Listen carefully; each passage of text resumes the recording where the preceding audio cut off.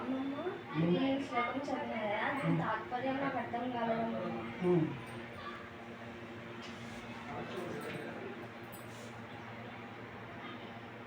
ధృతరాష్ట్రుడు ఎట్లు ధర్మక్షేత్రే కురుక్షేత్రే సమావేశోత్సవ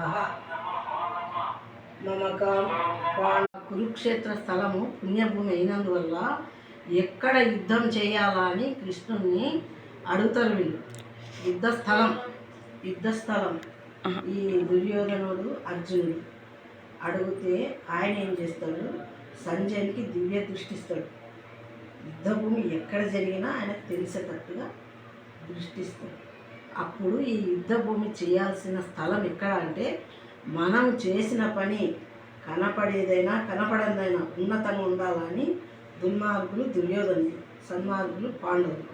కాబట్టి దుర్మార్గులకి చనిపోయినా కానీ ఉన్నతంగా ఉండాలి అంటే మరు జన్మలో కూడా వాళ్ళు మంచిగా జన్మించాలని ఆయన సంకల్పం. ఆ యుద్ధం జరిగే స్థలాన్ని కురుక్షేత్రం అని అంటారు. పంజాబ్ రాష్ట్రంలో అంబాలాను పట్టణంలో దక్షిణంన ఢిల్లీ పట్టణంలో ఉత్తరంలో ఇది వెలయిచున్నది.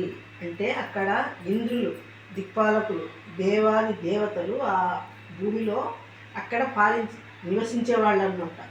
అట్లా నివసిస్తూ ఉంటే అక్కడికి ఒక కుక్క వచ్చింది. ఆ కుక్క ఏం చేసింది, దానికి పాలించే రాజు కురురాజు, ఆయన పేరు కురురాజు. ఆయన బాగా ధర్మంలో, త్యాగంలో, సత్యంలో తెగకుండా తప్పు లేకుండా ఎదుటి వాళ్ళకి ఏది కానీ చెయ్యనీక సంసిద్ధంగా ఉండేవాడు ఆ రాజు. అటువంటి రాజు ఇంటికి దేవతలు ఏం చేసినారు, ఇంట్లో ఒక కుక్క రూపంలో వచ్చినాడు. దేవతలు ఆ రాజును పరీక్షించడానికి ఆ పుణ్యస్థలం యొక్క ప్రభావం అది. అప్పుడు ఏమైంది, ఆ కుక్కర్ని కాకుండా మళ్ళీ కుక్కలకు మళ్ళీ పిల్లల్ని పట్టుకొచ్చినారు. ఆ దేవతలు ఒకరు తల్లిగా ఒకరు పిల్లలుగా వచ్చినారు. ఎక్కడికి, ఆ కురురాజ్యానికి, కురుక్షేత్రం అనే రాజ్యానికి.